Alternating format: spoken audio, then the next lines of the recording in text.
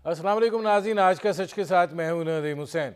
मुल्क में महंगाई की जो सूरत हाल है वो 2 सालों की बुलंद तरीन सतह के ऊपर है। लेकिन अगर हम रुपये की कदर का मुकाबला करें और क़ुव्वत इस्तिताअत का मुकाबला करें पिछली महंगाइयों के मुकाबले में, तो ये देगा कि शायद ये तारीख़ की सबसे ज़्यादा महंगाई जो है इस वक्त मुल्क के अवाम को दरपेश है।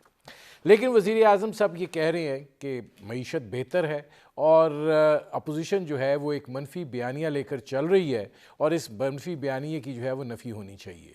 दूसरी जानिब जो मिनी बजट है और स्टेट बैंक का जो बिल है उसकी बिल्ली भी थैले से बाहर आ चुकी है। कौमी असम्बली में जो है उसको ले कर दिया गया है, आज सेनेट में भी कर दिया गया है। अब जाहिर है ये एक अमल से गुजरेगा और उसके बाद जो है ये फिर कानून बन जाएगा और इसके असरात जो हैं वो यकीनन पाकिस्तान की मईशत के ऊपर पड़ेंगे। ये एक दो धारी तलवार है जिस पर अब हमें चलना पड़ेगा और देखना ये है कि इसके असरात क्या हैं, इसके मुज़मरात क्या हैं। और आज अगर महंगाई की शरह जो है वो 12% है तो ये इससे बढ़कर कहाँ जा सकती है इसके नतीजे में, और फिर जो दुनिया के हालात हैं यकीनन वो भी असरअंदाज हो रहे हैं। इस पर करेंगे बात। मेरे आज के मेहमान पाकिस्तान की मईशत पर गहरी नज़र रखते हैं, इसको वो बड़ी अच्छे तरीके से जानते हैं, इसको उन्होंने चलाया भी है, इसके अच्छे और बुरे दोनों वक्त उन्होंने बड़े अमली तौर पर देखे हैं। मेरे आज के मेहमान साबिक़ वज़ीर ख़ज़ाना डॉक्टर हफीज़ पाशा। डॉक्टर साहब ये फरमाइएगा कि अब बिल्ली थैले से बाहर आ चुकी है, दोनों को बारी बारी ले लेते हैं। पहले तो ये बता दीजिए कि ये जो मिनी बजट के अंदर जो भी चीज़ें मुतारिफ़ कराई जा रही हैं, जो भी इस्तिस्ना जो है उनको वापस लिया जा रहा है, इसके असरात को आप कैसे देखते हैं? बिस्मिल्लाहिर्रहमानिर्रहीम। ये जो फाइनेंस सप्लीमेंट्री बिल ले आए हैं हुकूमत, ये उसका नतीजा है जो कि मार्च के में इस साल, पिछले साल उन्होंने लेटर ऑफ इंटेंट जो पाकिस्तान ने दिया था IMF को, उसकी इम्प्लीमेंटेशन है। और दरअसल ख्याल ये था कि शायद ये बजट में ले आएंगे, मगर जो नए वजीर खजाना थे उन्होंने मुनासिब नहीं समझा। अब जाकर जब नेगोशिएशंस हुए हैं तो मजबूरन अब पाकिस्तान को ये सेल्स टैक्स के निज़ाम में जो एग्जेम्पशंस हैं वो हटाने हैं और मुख्तलिफ शेड्यूल्स के तहत हमें आइटम्स को देखकर उनको निकालना है। बहुत से आइटम्स पे जो बिल आया है उसमें या तो एग्जेम्पशन हटाया जा रहा है या दूसरी तरफ जो रेट किसी आइटम पे 5% था या 10% था उसको बढ़ाकर 17% पे ले जा रहा है, इनका प्रोग्राम है। सवाल ये पैदा होता है कि क्या ये इस वक्त मुनासिब पॉलिसी थी? हमारा तो ख्याल ये है कि अगर आपको इस वक्त कोई रिफॉर्म लाना था तो आपको इनकम टैक्स में लाना चाहिए था। उसकी वजह यह है कि इस वक्त आप देखिए कि माशाल्लाह अमीर तबका पाकिस्तान का बड़ा खुशहाल है। गाड़ियों के सेल में 60 से 70% इजाफा, हमारे कंपनियों ने बड़े रिकॉर्ड प्रॉफिट बनाए हैं इस साल। तो वक्ती तौर पर हमें इस वक्त अगर रेवेन्यूज की जरूरत पड़ रही है तो इनकम टैक्स में ले आना चाहिए था। हमारा निजाम जो है वो बिल्कुल जिसे कहते हैं इनडायरेक्ट टैक्सेस की तरफ चले गया है, जिसका बुरा असर अवाम पे पड़ता है। अब आप ये देखिए, ये जो तकरीबन 150 से 200 आइटम पर लगाया गया है टैक्स, उसके क्या असरात होंगे? सबसे पहले तो मैं ये कहूं कि पता नहीं क्यों फोकस ज्यादा ज़री शोबे पे है और ज़री शोबे पे टैक्सेस काफी नाफिज किए जा रहे हैं। कभी आपने बीज पे लगा दिया है, मुख्तलिफ आपने एग्रीकल्चर की जो मशीनरी है उस पे लगा दिया है। इस तरह की चीजों पर आपने ज्यादा रुझान आपका टैक्सेशन का, अफसोस की बात यह है कि ज़री शोबे पे इस वक्त लग रहा है। दूसरी तरफ आप ये देखिए कि जो बहुत ही जरूरी चीजें हैं, अब सबसे बड़ा इसका जो नुमाया एग्जाम्पल है वो है आपके दवाइयों के जो रॉ मटेरियल या इंग्रेडिएंट्स पे पूरा 17% लगाया जा रहा है।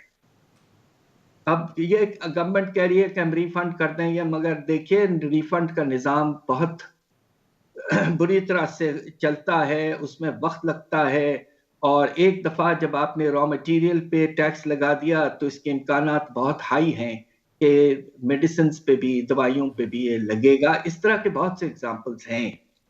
तो अफसोस से कहना पड़ रहा है कि अलबत्ता एक चीज मैं गवर्नमेंट की जरा तारीफ करना चाहता हूं, आपकी इजाजत हो।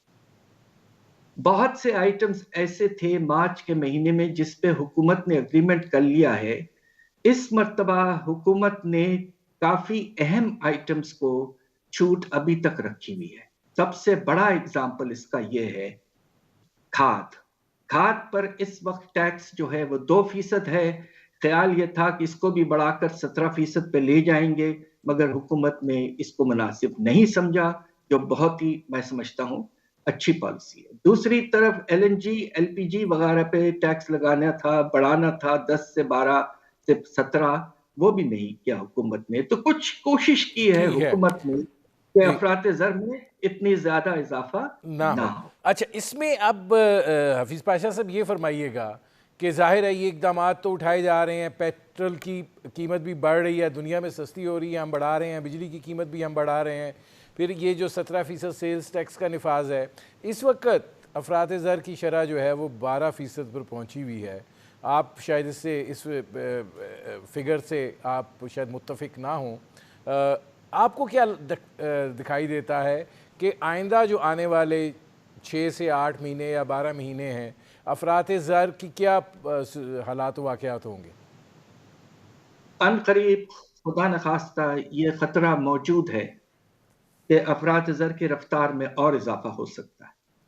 सेंसिटिव प्राइस इंडेक्स जो अहम इंडेक्स है, जिससे में जो आम चीजें होती हैं खाने पीने की, उसकी शरह तो 20% तक पहुंच गई। तो खतरा ये जरूर मौजूद है कि अफरात ज़र में इजाफा होता रहेगा। अब बस अब ये देखना है कि ये कहाँ तक पहुंचता है, 13-15% तक। और दूसरी तरफ आप ये देखिए कि जो हमारा होल सेल प्राइस इंडेक्स है वो तकरीबन 26% से ज्यादा जा चुका है। तो वक्त आने पर यह जो होलसेल की कीमतें हैं वो रिटेल प्राइस पे पहुंचती हैं, तो वहां भी इजाफा होता है। तो इस वक्त यकीनन यकीनन अफरात ज़र में इजाफा होने का बहुत सख्त इम्कानात हैं, और बस हम ये दुआ कर रहे हैं कि ये हद से ज्यादा ना बढ़ जाए। बैठ जाए। अब दूसरी जो चीज़ है वो स्टेट बैंक की खुद मुख्तारी वाला मामला है। डॉक्टर साहब, ये भी बड़ा इसके बारे में भी तहफ़्फ़ुज़ात और ख़दशात का इज़हार किया जा रहा है, लेकिन आपकी इस हवाले से क्या राय है? मेरा ख्याल ये है कि हमने स्टेट बैंक ऑफ पाकिस्तान को हद से ज्यादा खुद मुख्तार करने की कोशिश हुकूमत कर रही है, यह नामुनासिब। स्टेट बैंक ऑफ पाकिस्तान का शेयर होल्डर एक ही है, और वो है हुकूमत पाकिस्तान। और स्टेट बैंक ऑफ पाकिस्तान को मिलजुल के दूसरे इदारों के साथ एक ऐसे पॉलिसी का बैलेंस रखना चाहिए जिससे दोनों चीजें मुनासिब तरीके से आगे बढ़ें। अफरात ज़र में हम इतना ज्यादा इजाफा ना देखें, और दूसरी तरफ शरह नमू में ज्यादा कमी ना आए। एक बैलेंस की जरूरत है। तरक्की पजीर ममालिक में ये बहुत अहम है कि मॉनेटरी और फिस्कल ट्रेड पॉलिसी वगैरह आपस में मिलजुल कर मुल्क को आगे ले जाएं। अब आप ये सोचिए कि हमने, खासतौर पर जब मैं हुकूमत में था उस वक्त हम रिफॉर्म्स लाए थे स्टेट बैंक में, तो बड़ी कोशिश से हमने एक fiscal and monetary policies coordination board कायम किया था, जिसमें ट्रेड, इन्वेस्टमेंट, आपके फिस्कल, मॉनेटरी, हर तरह की पॉलिसीज डिस्कस होती थी, और उसके नतीजे में स्टेट बैंक को एक पॉलिसी डायरेक्शन मिलता था। उस इदारे को खत्म कर किया जा रहा है, ये सरासर नामुनासिब है। एक डॉक्टर और साहब, बात एक चीज़ मैं आपसे जी, यहीं पूछ लूँ, क्या आप इस बात से इत्तफाक करते हैं कि ये बात जो कही जा रही है कि पाकिस्तान ने अपनी जो मईशत है اس کو IMF کے پاس گروی رکھ دیا؟ دیکھیے یہ شاید کچھ سخت الفاظ ہیں، مگر یقیناً پاکستان کی جو اپنی سورنٹی تھی اور انڈیپینڈنس تھی، خاص طور پہ جو حکومت، اب آپ کو میں بہت اہم اگزامپل دینے والا ہوں جس سے بات ثابت ہوتی ہے کہ ہماری سیکیورٹی پہ تھوڑا بہت اثر ضرور پڑ رہا ہے، اور وہ کیا ہے؟ وہ یہ ہے کہ اب اس بل کے تحت حکومت اسٹیٹ بینک سے کوئی پیسہ قرضے کے طور پر نہیں لے سکتی۔ اب آپ یہ بتائیے کہ جس طرح پاکستان میں دوسرے ترقی پذیر ممالکوں میں ایسا ہوتا ہے کہ کبھی زلزلہ آ جاتا ہے، جس طرح ہمارے ہاں آیا 2005 میں، کبھی آپ دیکھیں کہ سیلاب آ جاتا ہے، اور کبھی خدا نخواستہ بارڈر میں حالات خراب ہوتے ہیں، تو حکومت کو ایمرجنسی کے طور پر پیسوں کی ضرورت پڑتی ہے۔ اور حکومت شیئر ہولڈر ہے، صرف ایک ہی شیئر ہولڈر ہے اسٹیٹ بینک کا، وہ حکومت، اور آپ نے ان کو روکا ہے۔ یقیناً حد سے زیادہ روپے نہیں چھاپنا چاہیے، وہ ایک وقت ایسا بھی تھا جب ہم نے زیادہ استعمال کیا اسٹیٹ بینک کو، مگر یہ کہنا کہ ایمرجنسی ہونے کے باوجود 1 روپیہ بورو نہیں کر سکتا ہماری حکومت، یہ نامناسب ہے، اور یہ ایک طرح سے بریک ڈاؤن ہے ہماری نیشنل سیکیورٹی کا، اور میں اس کے سراسر خلاف ہوں۔ ڈاکٹر صاحب یہ فرمائیے گا کہ اگر یہ دونوں فیکٹرز جو ہیں ان کو جوڑ لیا جائے تو آپ جو ہے ظاہر ہے کہ اگلے جو 6 مہینے ہیں اس میں پاکستان کی اقتصادی صورتحال جو ہے اس کو کتنا ہیجان انگیز دیکھتے ہیں، کتنا ایک اس میں اپس اینڈ ڈاؤنز دیکھ رہے ہیں؟ سب سے اہم بات یہ ہے کہ اس وقت ہمارا جو تجارتی خسارہ ہے وہ اگلے مہینوں میں کس لیول پہ رہتا ہے۔ دسمبر میں کچھ اشارہ یہ مل رہا ہے کہ تھوڑی سی کمی آئی ہے، مگر ابھی بھی پچھلے سال جو ہے 2020 سے تقریباً 2 گنا۔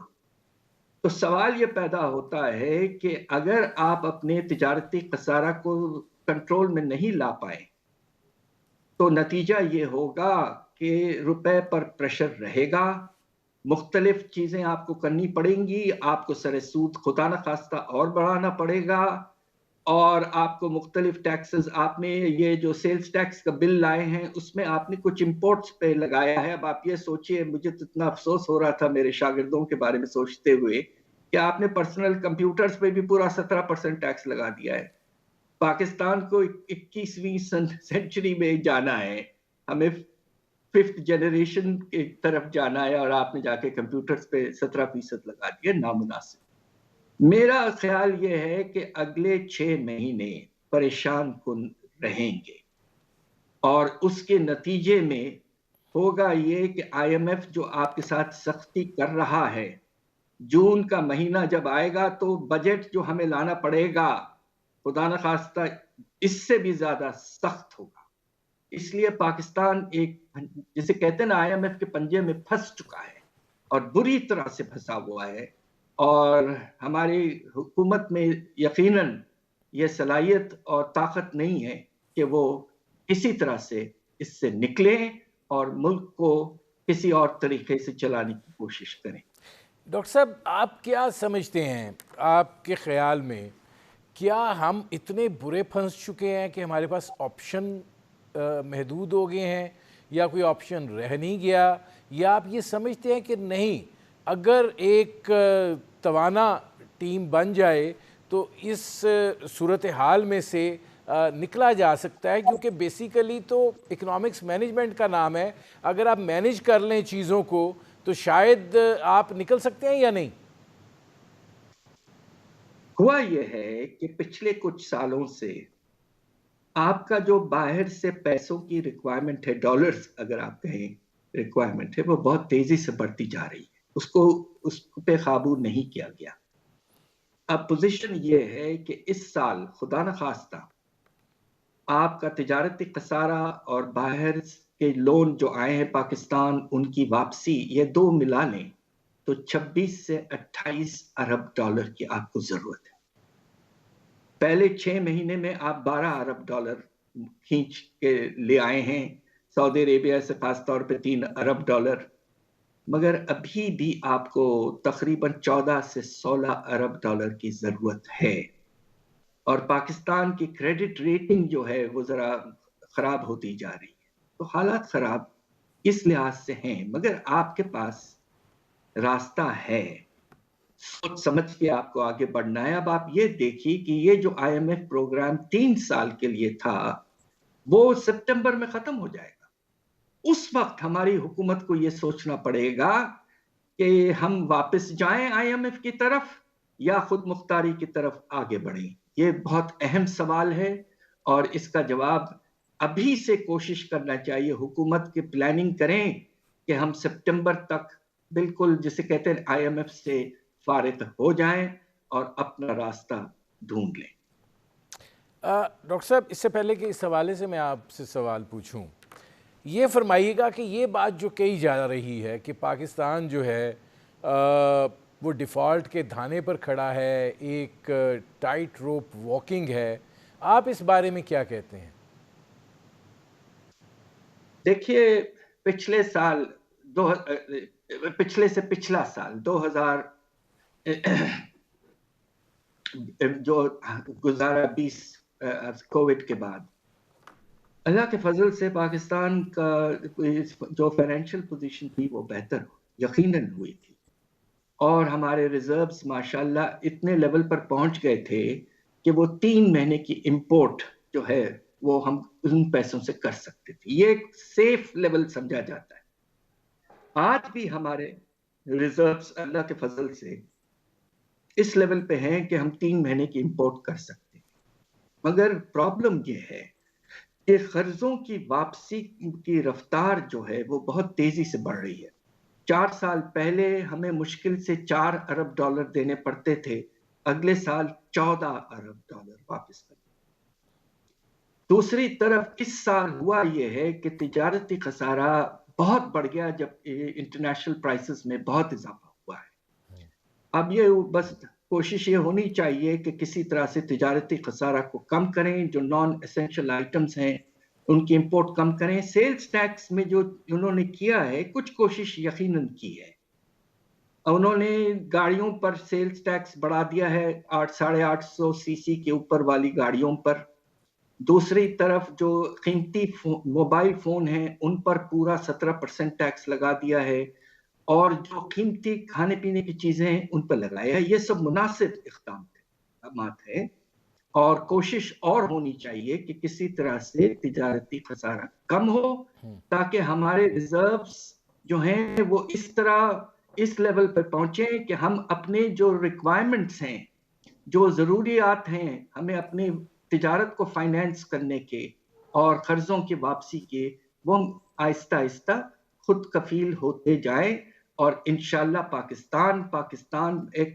میں سمجھتا ہوں، میں نے پاکستان کو 40 سال ریسرچ کی ہے، ایک ریزیلینٹ ملک ہے۔ ہمارے ساتھ خوبی یہ ہے کہ ہم کرائسس میں جاتے ہیں بہت زیادہ مگر نکل بھی آتے ہیں۔ ایک آخری سوال ڈاکٹر صاحب، یہ فرمائے گا، آپ نے جو ریزیلینس کی بات کی ہے، آپ کو دکھائی دیتا ہے کہ اس وقت جس اقتصادی بحران میں ہم ہیں یہ لوگوں کی ابھی برداشت کے اندر ہے، اس لمٹ پہ نہیں پہنچا جہاں لوگوں کی ہمت اور حوصلہ جو ہے اور برداشت جو ہے وہ جواب دے جائے؟ بہت جلدی ایسا ہو سکتا ہے۔ میری گزارش ایک پروفیسر کے طور پر جس نے زندگی گزاری ملک میں بچوں کو پڑھایا ہے، یہ وقت آ گیا ہے کہ جس طرح 2015-16 میں ماشاءاللہ پاکستان نے ٹیررزم کے خلاف ایک زبردست پولیٹیکل کنسنسس بنایا، ایک نیشنل ایکشن پلان بنایا، اور ضرب عضب وغیرہ سے ہماری آرمی نے بہترین کام کر کے ٹیررزم کو کم کیا۔ میرا اپنا ناچیز رائے یہ ہے کہ یہ وقت آ گیا ہے معاشی حالات کو سنبھالنے کا۔ ساری سیاسی پارٹیاں اور سول سوسائٹی، ہماری اسٹیبلشمنٹ سب مل کر بیٹھیں اور ایک نیشنل ایکشن پلان اکانومی اور معاشی حالات کو بہتر کرنے کے لیے بنائیں۔ میں نے ایک کتاب چھاپی ہے ابھی، ایجنڈا آف ریفارمز کی، جو میں آپ کو بھجوا دوں گا، اور ہماری پوری کوشش یہ ہونی چاہیے کہ اب خدا کے لیے ایک نیشنل کنسنسس ڈیولپ کر کے اکانومی کو سنبھالنے کی کوشش پوری طور پر کریں. بہت شکریہ ڈاکٹر حفیظ پاشا. ناظرین، یہ تھے سابق وزیر خزانہ ڈاکٹر حفیظ پاشا. آپ نے ان کی گفتگو سنی. آج الیکشن کمیشن آف پاکستان میں جو اسکروٹنی کمیٹی ہے اس کی رپورٹ جو ہے وہ بالآخر آ گئی اور اس کو جو ہے دیکھا گیا، اور اس حوالے سے جو چیزیں سامنے آئی ہیں وہ یہ ہیں کہ پاکستان تحریک انصاف کے جو مالی معاملات ہیں اس کے اندر بے ضابطگیاں پائی گئی ہیں. 53 اکاؤنٹس جو ہے ان کو چھپایا گیا، 12 اکاؤنٹس جو ہیں ان کے بارے میں آگاہ کیا گیا، اور اس کے ساتھ ساتھ جو ان کی فائنینشیل ٹرانزیکشنز ہیں وہ بھی کتابی سطح کے اوپر میچ نہیں کر رہی ہیں، اور ظاہر ہے اس میں اسٹیٹ بینک آف پاکستان جو ہے اس نے بھی معاونت کی ہے. اب یہ صورتحال جو ہے یہ بحیثیت پارٹی پاکستان تحریک انصاف کے لیے آئینی اور قانونی طور پر جو ہے وہ کتنی مشکل ہے، اور پارٹی جو ہے اس کے لیے اب کتنا بڑا چیلنج درپیش ہے، کیونکہ ظاہر ہے اب الیکشن کمیشن آف پاکستان جو ہے اس کو اس جو اسکروٹنی کمیٹی تھی اس کی رپورٹ کا ہی انتظار تھا. اب اس رپورٹ کی بنا پر جو ہے وہ اگلا قدم جو ہے وہ اٹھایا جائے گا. ظاہر ہے یہ آئینی اور قانونی معاملات ہیں، اس پر کرتے ہیں بات. میرے ساتھ موجود ہیں جسٹس ریٹائرڈ شائق عثمانی صاحب، ممتاز قانون دان ہیں. شائق عثمانی صاحب، یہ جو پاکستان تحریک انصاف کی بے ضابطگی کا عمل ہے، کیا قانونی اور آئینی مشکلات جو ہیں یا اس کے مضمرات جو ہیں وہ پاکستان تحریک انصاف کے لیے ہو سکتے ہیں؟ دیکھیے، قانون یہ ہے کنٹریبیوشنز کے لیے کہ انڈیویجولز پولیٹیکل پارٹیز میں کنٹریبیوٹ کر سکتے ہیں، لیکن کوئی corporate organisations, multinational corporations یا باہر سے کوئی مدد کرے، کوئی کنٹریبیوشن کرے، اس کی اجازت قانون میں نہیں ہے، الیکشن لاز میں. اور اگر کوئی کسی کے پاس اس قسم کی کنٹریبیوشنز آتی ہیں تو پھر اس کے لیے کارروائی ہو سکتی ہے، الیکشن کمیشن کارروائی کر سکتی ہے. اب سوال یہ پیدا ہوتا ہے کہ کیا کارروائی کر سکتی ہے الیکشن کمیشن؟ الیکشن کمیشن کارروائی یہ کر سکتی ہے کہ پہلے تو وہ جتنے پیسے آئے ہیں اس طریقے سے جو کہ قانون کے خلاف ہے، جو میں نے آپ کو بتایا، تو ان کو وہ کانفسکیٹ کر سکتی ہے، سارے پیسوں کو کانفسکیٹ کر سکتی ہے.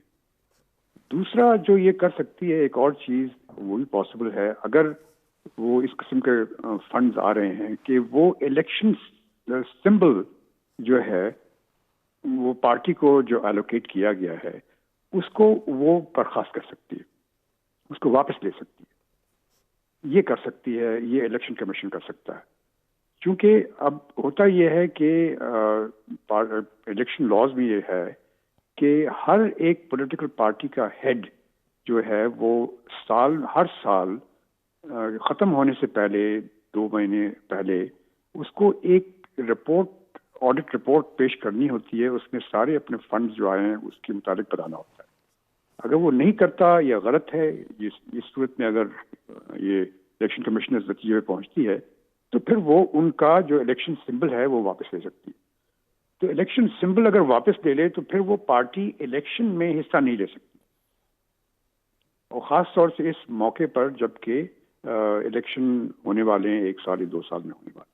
تو یہ نتیجہ ہوگا. ایک اور بات جو وہ یہ ہے کہ جیسا کہا گیا ہے کہ شاید کوئی ایسے کنٹریبیوشنز آئی ہیں جو کہ ایسے ملکوں سے آئی ہیں اور جو کہ ہمارے خلاف ہیں، یا ایسے لوگوں کی طرف سے آئی ہیں جو کہ ہمارے خلاف ہیں، تو وہ پریجوڈیشل ٹو ہماری سیکیورٹی ہیں. تو اس صورت میں بھی کارروائی ہو سکتی ہے، لیکن وہ کارروائی جو ہے وہ ایگزیکٹو کر سکتا ہے، یعنی وہ گورنمنٹ خود کرتی ہے کارروائی. تو وہ تو بہرحال اس صورت میں پاسبل نہیں ہے، چونکہ یہاں پر وہ خود نہیں. اس میں شائق عثمانی صاحب یہ فرمائے گا کہ جیسے آپ نے کہا کہ الیکشن سمبل جو ہے اس کو واپس لیا جا سکتا ہے، اگر جیسے یہ کہا جا رہا ہے کہ 1 ارب سے زیادہ کے فنڈز جو ہیں وہ 1 سال میں آئے، اس میں کوئی 33 کروڑ کا حساب نہیں مل رہا ہے، یا جو ان کی بیلنس شیٹس ہیں اور جو ڈونیشنز آئی ہیں وہ آپس میں مطابقت نہیں رکھ رہی ہیں، تو کیا ایک ان کے بحیثیت پاکستان تحریک انصاف پارٹی کو نان اینٹی بھی قرار دے سکتا ہے الیکشن کمیشن، یا یہ کہ حکومت کو کوئی خطرہ بھی ہو سکتا ہے پاکستان تحریک انصاف کی؟ نہیں دیکھیے، جہاں تک الیکشن کمیشن کا تعلق ہے، الیکشن کمیشن تو قانون کے تحت یہی اسٹیپ لے سکتا ہے کہ ان کی الیکشن سمبل کو کینسل کر دے، وہ یہ کر سکتا ہے. اور اس کے علاوہ الیکشن اور ان کے جتنے پیسے آئے ہیں، غلط پیسے آئے ہیں، ان کو کانفسکیٹ کر لے. لیکن اس کے بعد اگر وہ الیکشن کمیشن یہ کرتا ہے تو اس کے بعد پھر کارروائی ہو سکتی ہے کورٹ کے تھرو. پھر کورٹ میں جانا پڑے گا، کورٹ میں جا کے ہم جو بھی اس کے خلاف ہوگا وہ جائے گا کورٹ میں اور کہے گا کہ جی انہوں نے جو پارٹی کنٹریبیوشن کی ہے وہ غلط لوگوں سے کی ہے، ہمارے ملک کے سیکیورٹی کے خلاف کی ہے، تو ان کے خلاف کارروائی ہونی چاہیے. یہ دیٹ از پاسبل، لیکن وہ بعد کی کارروائی الیکشن کمیشن نہیں کر سکے گا. اچھا، اس حوالے سے آئینی پوزیشن پھر کیا بنے گی؟ آئینی پوزیشن یہی ہے جو میں نے آپ کو ایکسپلین کی ہے. الیکشن کمیشن کی جو پاورز ہیں they are limited to this. اس میں شائق عثمانی صاحب یہ فرمائیے گا کہ کیا آپ کو لگتا ہے کہ الیکشن کمیشن آف پاکستان جو ہے اس کو اب کوئی ایک اس پہ اپنی اناؤنسمنٹ دینی پڑے گی؟ اب مزید اس معاملے کو نہیں ٹالا جا سکتا، جتنا ٹالا جا سکتا تھا وہ ٹل گیا، اور اب چونکہ یہ کمیٹی کی رپورٹ بھی آ گئی ہے تو اس کے بعد اب الیکشن کمیشن جو ہے وہ مزید اس کو لٹکا نہیں سکتا؟ جی لگتا تو ایسے ہی ہے، چونکہ یہ معاملہ تو کافی عرصے چل رہا تھا، اور اب بہت عرصے کے بعد ابھی الیکشن کمیشن کے سامنے ہیئرنگ ہوئی ہے. اب اس کا اینڈ کیا ہوتا ہے یہ مجھے معلوم نہیں، لیکن اگر اینڈ میں اس کے بعد وہ اس نتیجے پہ پہنچتا ہے الیکشن کمیشن کہ یہ پیسے غلط تھے اور غلط سورس سے آئے تھے، قانون کے خلاف آئے تھے، تو اس صورت میں پھر وہ یہی ہوگا کہ وہ اس کے پاس پاورز ہیں کہ الیکشن سمبل جو ہے وہ واپس لے سکتا ہے اور کانفسکیٹ کر سکتا ہے سارے لوگ. اچھا، اس میں ایک اور چیز ہے شائق عثمانی صاحب، یہ بات جو کہی جا رہی ہے کہ پاکستان تحریک انصاف کا یہ موقف آ رہا ہے کہ الیکشن کمیشن آف پاکستان جو ہے وہ پاکستان پیپلز پارٹی اور مسلم لیگ نواز جو ہے ان کے پارٹی فنڈز کے معاملات جو ہے اس کو بھی دیکھے، اس کے اندر بھی بہت ساری چیزیں جو ہیں وہ ہیں، اور پھر اکٹھا اس کو جو ہے وہ کیا جائے.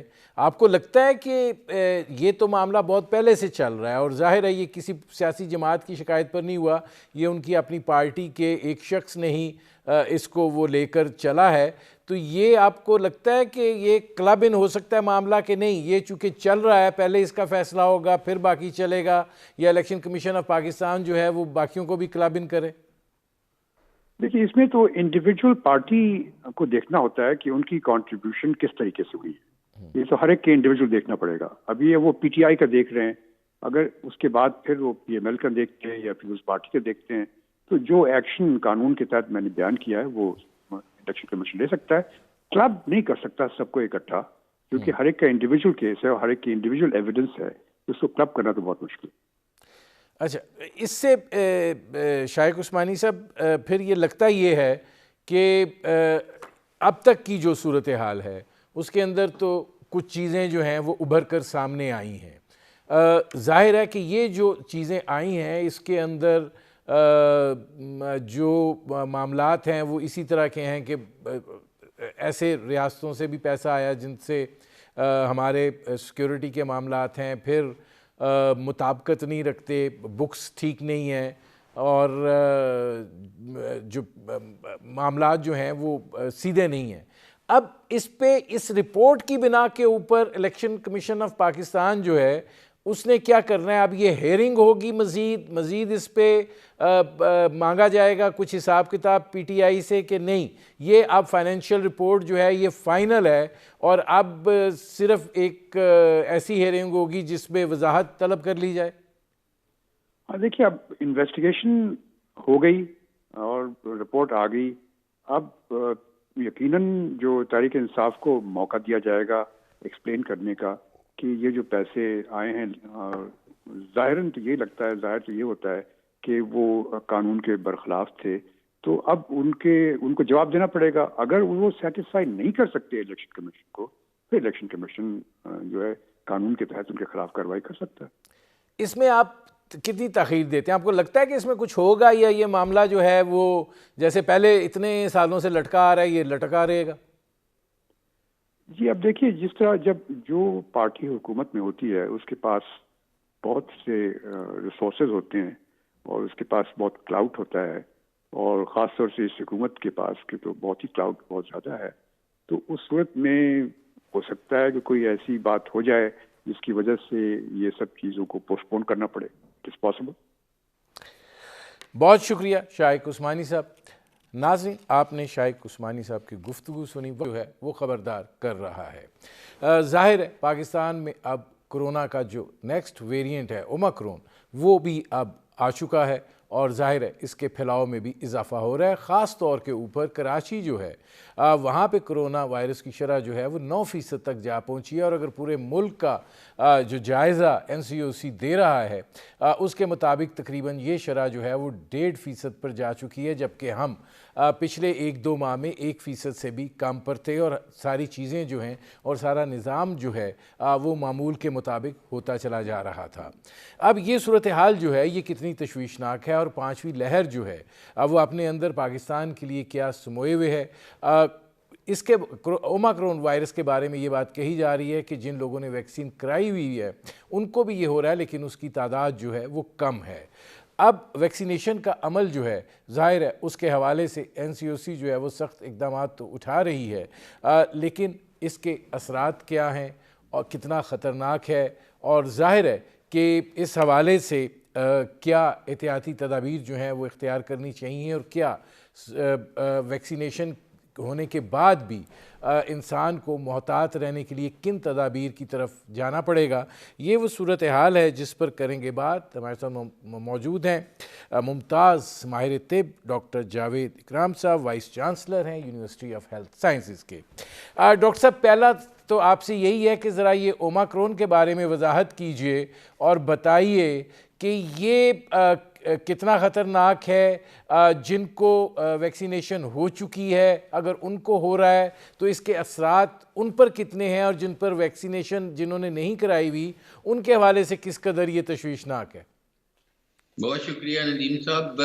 دیکھیں، اومیکرون ایکسپیکٹڈ چیز تھی، کوئی ان ایکسپیکٹڈ نہیں آئی، بلکہ اللہ کا فضل سے یہ کچھ لیٹ اس میں آئی ہے. ورنہ تو یہ وائرس ہے اور یہ بڑی ریپڈلی ڈیوائڈنگ وائرس ہے، اور یہ 2019 سے اس میں بہت ساری میوٹیشنز آ چکی ہیں. لیکن اس کے سمجھنے والی چیز ہے یہ 2 وائرسز مل کے ایک وائرس بنی 2019 دسمبر میں، اور RNA وائرسز تھی جو ہارشو بیٹ میں میوٹیٹ ہوئیں اور اس کے بعد ہیومن ٹو ہیومن ٹرانسمیشن ہوئی.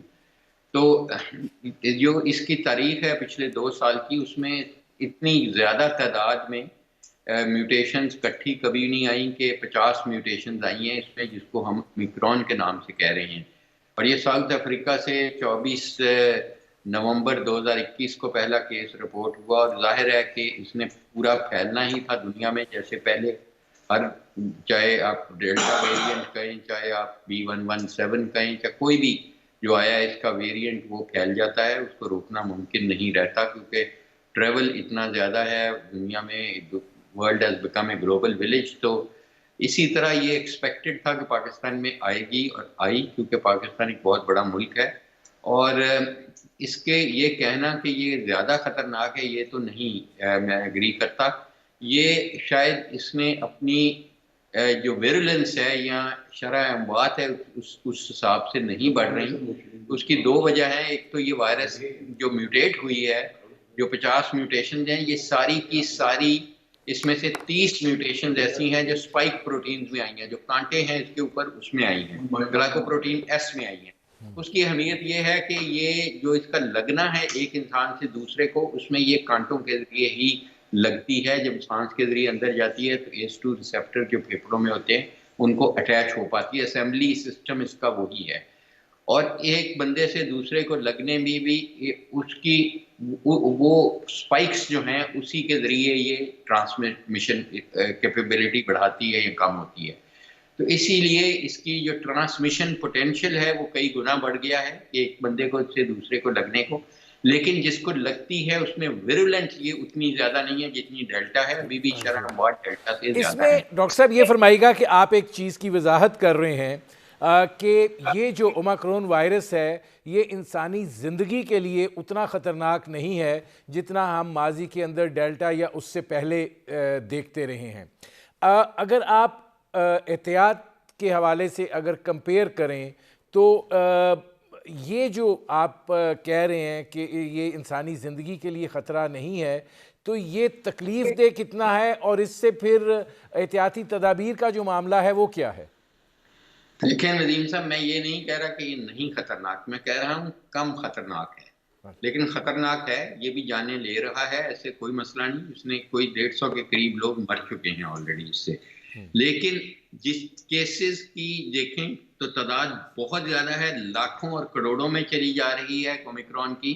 اس حساب سے اتنی شرح اموات نہیں بڑھی. اس کی دو وجوہات ہیں. ایک تو ویکسینیٹڈ لوگوں کو جب اومیکرون لگتا ہے یا کوئی بھی وائرس لگتا ہے تو اس کو سیریس ڈیزیز سے پروٹیکشن رہتی ہے اور تقریباً 90% لوگوں کو اوسطاً رہتی ہے. لیکن پروٹیکشن فرام اینی ڈیزیز ہم نے لوز کی ہے. وہ تقریباً چائنیز ویکسین کی 30-40% تک آ گئی ہے نیچے، اور جو میسنجر آر این اے ہے وہ بھی 75% تک آ گئی ہے. اس لیے جب ہم ایفیکیسی ویکسین کی، کیونکہ ویکسین بھی افیکٹ اسی اسپائک پروٹین میں کرتی ہیں جس میں 30 میوٹیشنز آئی ہیں، تو اس لیے ایفیکیسی ڈیفینیٹلی ہر میوٹیشن کے ساتھ لوز ہو رہی ہے وائرس کی ویکسینیشن کی. اور اس کی جو علاج ہم کرتے ہیں اس کی سیریس ڈیزیز کا، چاہے وہ جس بھی دوائیات سے کرتے ہیں وہ بھی اسپائک پروٹینز پہ کام کرتی ہیں. اس لیے یہ ظاہر ہے یہ ایک سیریس مسئلہ ہے اس کا میوٹیٹ کرنا، اور یہ کرتی رہے گی. 39,000 میوٹیٹنگ پوزیشنز ہیں اور آئندہ بھی آتی رہیں گی، اور یہ آئیں گی بھی افریقہ سے. اس کی وجہ یہ ہے کہ افریقہ میں ابھی جو شرح ہے ویکسینیشن کی وہ 6% ہے. پاکستان میں 7.5 کروڑ لوگ، اتنے بڑے ملک میں 25% فلی ویکسینیٹڈ ہیں اور تقریباً 50% کو ایک ڈوز لگی ہے. تو اس لیے ابھی ہم بہت پیچھے ہیں، اور ویکسین کی ایکیوٹی جو ہے برابر نہیں ہے ملکوں میں. جب تک ہم اس وائرس کو رخصت نہیں کرتے دنیا سے، اور وہ تبھی ممکن ہوگا جب دنیا کے تمام ممالک بشمول برصغیر افریقہ اپنے 80% لوگوں کو نہیں لگاتا. اس لیے ویکسین میں کوئی بھی nobody safe unless everybody safe. اس لیے اچھا ڈاکٹر صاحب، اس میں ایک سوال اور ہے. سوال یہ ہے کہ جو دستیاب ویکسین ہیں کیا وہ حاوی ہیں جو اومیکرون وائرس ہے اس کے اوپر، اور یہی ویکسین جو ہے یہ انسان کے بچاؤ کے لیے جو ہے وہ ایک بڑی اہم ڈھال ہیں؟ ابھی بھی ڈیفینیٹلی بہت بڑی ڈال ہے. ایک تو ڈال اس سے بچاؤ کے لیے ہے، لیکن زیادہ ڈال وہ اس لیے ہے کہ اگر آپ کو اومیکرون یا کوئی بھی وائرس لگ جائے گی کرونا کی تو آپ کوئی جان کو خطرہ نہیں ہوگا، آپ کو وینٹیلیٹر پہ نہیں جانا پڑے گا. وہ زیادہ بڑا اس وقت ہمارے لیے زیادہ اہمیت کی حامل ہے کہ آپ کو اگر لگ بھی جائے تو مائلڈ ڈیزیز رہے یا ماڈریٹ ڈیزیز رہے اور آپ کی جان کو نہ خطرہ ہو تو اٹ از ورتھ وائل کہ ویکسینیٹ کریں. لیکن سب سے زیادہ اہمیت ویکسینیشن کی اس لیے ہے کہ جب ہم ہرڈ امیونٹی کریٹ کریں گے، 80% تمام ممالک دنیا کے لگا چکے ہوں گے بشمول برصغیر افریقہ، تو اس وائرس کو ہم رخصت کرنے کا، اینڈنگ دی پینڈیمک کی طرف جا سکیں گے. تو وہ زیادہ ضروری ہے، ورنہ ہم قربانیاں دیتے رہیں گے، جانیں جاتی رہیں گی، اور ایک جان کا چلے جانا بھی اسی طرح ہی ہے جیسے پوری انسانیت کا مر جانا ہے. تو اس لیے ہمیں مل کے ویکسینیشن کی جو ایکیوٹی ہے اس کو ایڈریس کرنا ہے. تمام ملکوں نے، WHO نے کرنا ہے، ورلڈ بینک نے کرنا ہے کہ جن ملکوں میں بہت لو ویکسینیشن ریٹ ہیں ان کو انہوں نے ہیلپ کرنا ہے، انکریج کرنا ہے کہ وہ فٹافٹ 80% کو لگائیں. ورنہ ہم کوئی بھی محفوظ نہیں رہے گا اس دنیا میں جس طریقے سے ایکسپیکٹڈ ہے کہ یہ میوٹیٹ کرتی جائے گی. اور میں سمجھتا ہوں کہ اس وقت تک جب تک یہ عمل نہیں ہے تو ہمیں اپنی خواہشات کی قربانی دینی چاہیے، اپنی شادیاں سادگی سے کرنی چاہیے، جلسے جلوس نہیں کرنے چاہیے، اور گھر پہ نماز پڑھنی چاہیے. اور اگر ہم نے جانا بھی ہے تو ماسک کی زیرو ٹالرنس ہونی چاہیے، ماسک کے بغیر نہیں جانا چاہیے، اور ہاتھوں کا خیال رکھنا چاہیے، ہائیجین کا، جو ہم بہت دیر سے کہتے رہے ہیں. اگر جن کو شوگر ہے، بلڈ پریشر ہے، وہ اپنا کنٹرول رکھیں. وائٹامن ڈی لیتے رہیں، اس کا بہت فائدہ ہے اس کی سیریسنس ڈیزیز کی کم کرنے میں. اچھا ڈاکٹر صاحب یہ فرمائیے گا کہ اب یہ جو اومیکرون کی پاکستان کے اندر موجودہ صورتحال ہے، ظاہر ہے NCOC جو ہے وہ جو اعداد و شمار سامنے آ رہے ہیں اس کی بنا پہ یہ بات کہہ رہا ہے کہ 5ویں لہر کا جو ہے وہ آغاز ہو چکا ہے۔ کراچی کے اندر تو 9% تک شرح جو ہے وہ جا چکی ہے، دیگر شہروں میں بھی اس کی شرح جو ہے اب گریجولی بڑھ رہی ہے۔ وہ صورتحال جو 1% سے نیچے تھی اب 1.5% تک پہنچ چکی ہے۔ آپ کو یہ لگتا ہے کہ 1-1.5 مہینے میں پاکستان کے اندر جس قدر ویکسینیشن ہے اور جتنے غیر محتاط رویے ہمارے ہیں، اس کی بڑھوتری جو ہے وہ تشویشناک ہو سکتی ہے؟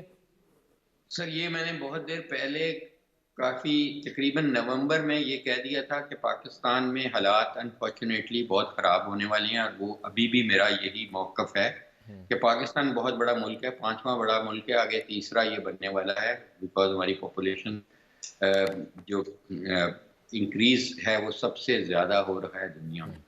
تو ہم اور بڑے شہر بھی ہیں، اور ہمارے پاس ہیلتھ انفراسٹرکچر بھی اتنا زیادہ نہیں ہے کہ ہمیں بہت فخر ہو اس پہ۔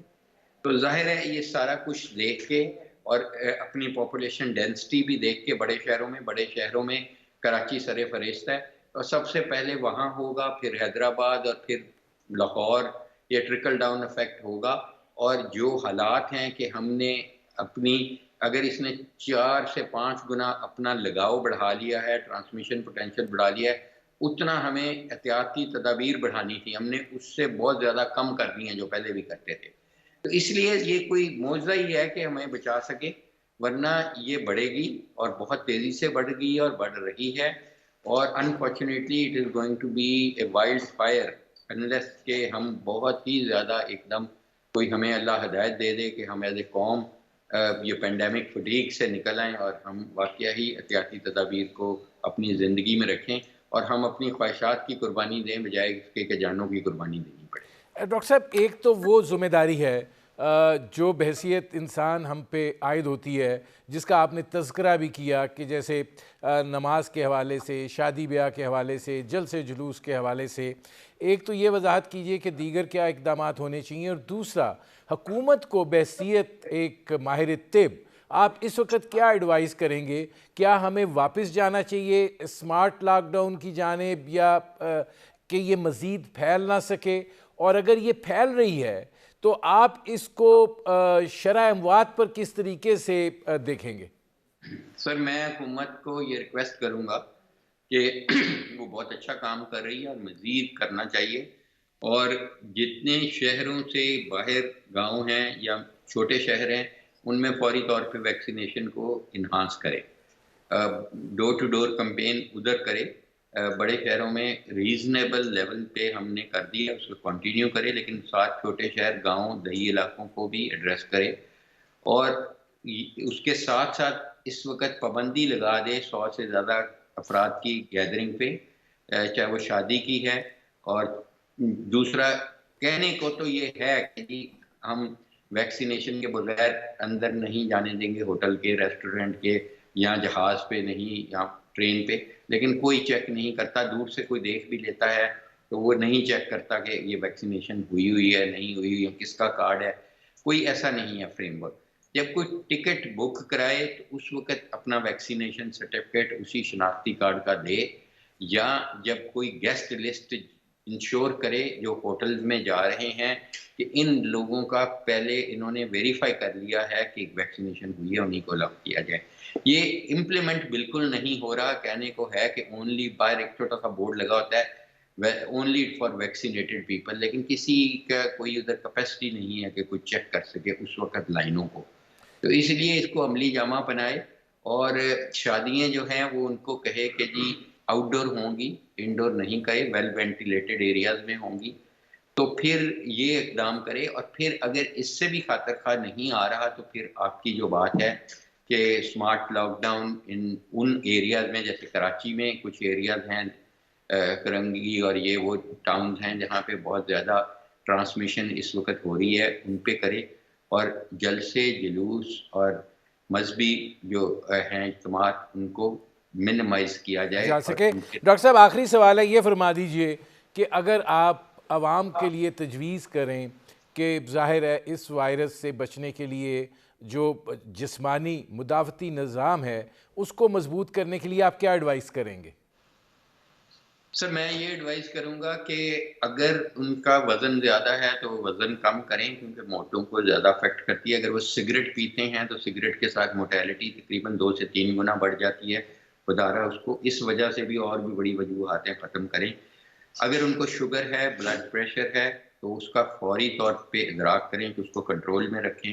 اگر ان کو ہارٹ کی بیماری ہے تو دوائیات ریگولرلی لیں، اپنے معالج سے رابطہ کریں، اور اس کے بعد اگر ان کو وائٹامن ڈی چیک کرا سکیں تو وائٹامن ڈی کرا لیں۔ اگر وہ نہیں کرانا چاہتے کیونکہ مہنگا ٹیسٹ ہے، 3-4 ہزار روپیہ لگتا ہے، تو وہ وائٹامن ڈی کسی بھی کمپنی کی 10,000 یونٹ والا ایک گولی روز لیتے رہیں یا ایک کیپسول، تو اس سے بہت حد تک ان کی یہ بچاؤ ہوگا۔ اور کہیں بھی پر ہجوم شادیوں پہ لفافہ بھیج دیں، خود نہ جائیں، ان کی مہربانی ہوگی۔ اگر جانا ہے تو ماسک پہن کے جائیں، بس سلامی دے کے واپس آ جائیں، کھانے والی جگہ پہ نہ جائیں، کیونکہ وہاں ماسک کسی نے پہننا ممکن ہی نہیں ہے کھانے کے ساتھ۔